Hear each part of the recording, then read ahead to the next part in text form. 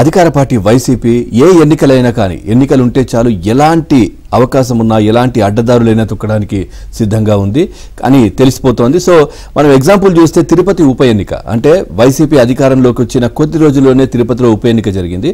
So అక్కడ గెలుస్తామని తెలిసినప్పటికీ కూడా మా ఆధిపత్యం ఉంది, మాకు చాలా ప్రజాదరణ ఉంది అని చూపించుకోవడానికి ఒక ఎన్నికల కమిషనర్కి సంబంధించినటువంటి వెబ్సైట్నే ఆ లాగిన్ ఐడి పాస్వర్డ్తో అక్కడ ఉన్నటువంటి ఒక పూర్తిగా ఒక 30,000 ఓట్ల వరకు దాంట్లో దొంగ ఓట్లు క్రియేట్ చేయడం జరిగింది.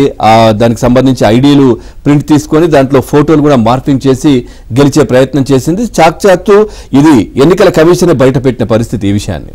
ఒక ఉప ఎన్నిక కోసమే ఇంత తెగించిన వైసీపీ సార్వత్రిక ఎన్నికల్లో ఇంకా ఎలాంటి అడ్డదారులు తొక్కుతుందో అనేసి కూడా ప్రజల్లో చర్చ జరుగుతోంది. పవన్, ఎన్నికలు వస్తే చాలు అధికార పార్టీ అన్ని అడ్డదారులు తొక్కుతోంది. చివరకు ఎన్నికల కమిషనర్ లాగిన్ తో ఓటరు జాబితా డౌన్లోడ్ చేసుకుని భారీ అక్రమాలకు పాల్పడినట్టు తాజాగా బయటపడింది. తిరుపతి ఉప ఎన్నికల్లో చోటు చేసుకున్న ఈ ఘటన కేంద్ర ఎన్నికల కమిషన్ జిల్లాల కలెక్టర్లు ఎస్పీలతో నిర్వహిస్తున్న సమావేశంలో వెలుగులోకి వచ్చింది.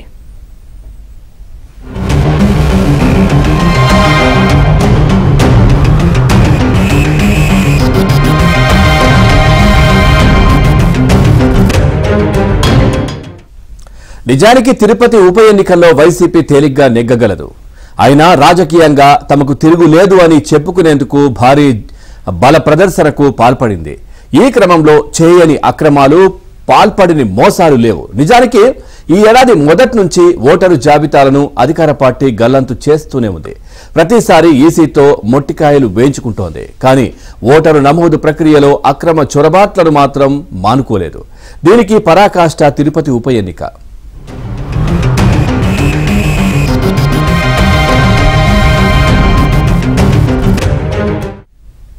కనీ విని ఎరుగని రీతిలో ఓ అధికారి సాయంతో ఎన్నికల కమిషనర్ లాగిన్ సంపాదించి ఓటరు జాబితాను డౌన్లోడ్ చేసి ఓటర్ల ఫోటోలు మార్చి ఈసీనే ఏమార్చే ప్రయత్నం చేశారు. గెలిచే సీటు విషయంలోనే అడ్డగోలుగా వ్యవహరించిన వారు అధికారం తిరిగి నిలబెట్టుకోవడం కోసం వచ్చే ఎన్నికల్లో ఇంకెన్ని ఘోరాలకు వడిగడతారో అనేది రాజకీయ వర్గాల్లో చర్చనీయాంశంగా మారింది.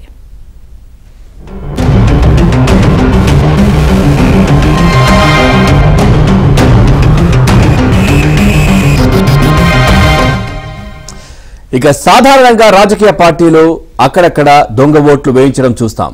కానీ ఒక అధికారి ఏకంగా ఎన్నికల కమిషనర్ కు సంబంధించిన వెబ్సైట్ లాగిన్, యూజర్ ఐడీలను ప్రైవేటు వ్యక్తులకు అప్పగించేశారు.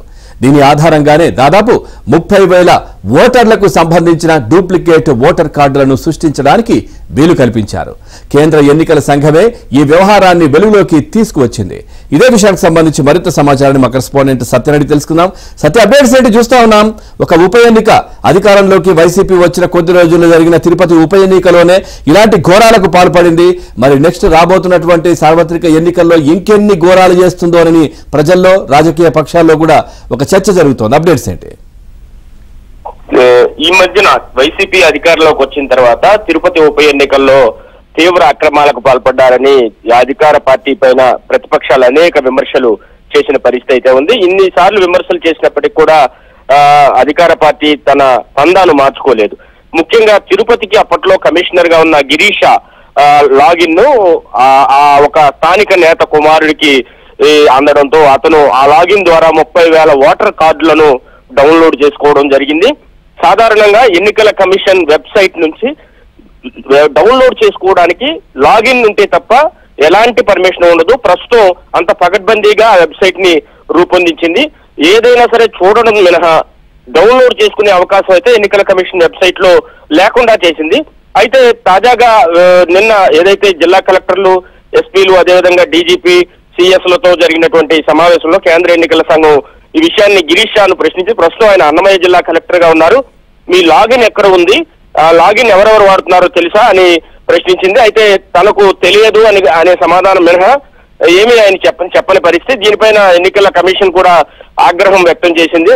మరోవైపు నెల్లూరు జిల్లా ఎస్పీ కలెక్టర్ల పైన కూడా ఆగ్రహం వ్యక్తం చేసినట్టుగా తెలుస్తోంది. ఎందుకంటే అక్కడ ఏదైతే ఓటర్లు దొంగ ఓట్లకు సంబంధించి అనేకమైనటువంటి ఫిర్యాదులు ఢిల్లీ వరకు వస్తున్నా ఎందుకు మీరు పట్టించుకోవటం లేదని ప్రశ్నించిన పరిస్థితి అయితే ఉంది. ముఖ్యంగా లాగిన్ లాగిన్ లేకుండా నాయకుల ద్వారా లాగిన్ ఇచ్చేసి 30,000 ఓట్లకు సంబంధించిన డూప్లికేట్ ఓటర్ గుర్తింపు కార్డులను తయారు చేసి తిరుపతి ఉప ఎన్నికల్లో ఈజీగా గెలిచేది అయినప్పటికీ కూడా తమ ఆధిపత్యాన్ని నిరూపించుకోవడానికి అధికార పార్టీ అధికారుల అండదండలతో చేసిన దారుణమైనటువంటి వ్యవహారాలన్నీ కూడా ఎన్నికల కమిషన్ దృష్టికి వచ్చాయి. దీనిపైన ఎన్నికల కమిషన్ ఆగ్రహం వ్యక్తం చేసిన పరిస్థితి అయితే ఉంది.